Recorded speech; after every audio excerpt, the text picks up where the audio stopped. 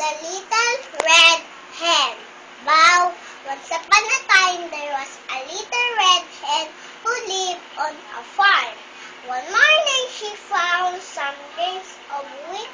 She took them to her friends in the farmyard. Who will help me plant this wheat?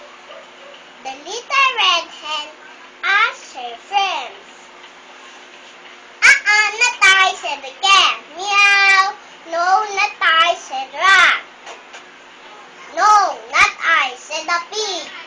Oink, oink.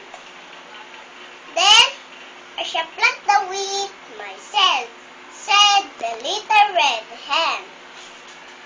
She planted it, watered, and watched it grow until it was ready to harvest. Who will help me cut the wheat? The little red hen asked her friends. Not I, said the cat. Meow. No, not I, said the rat. No, not I, said the pig. Oink, oink. Then I shall cut the wheat myself, said the little red hen. She carefully cut down a stalk of the golden wheat.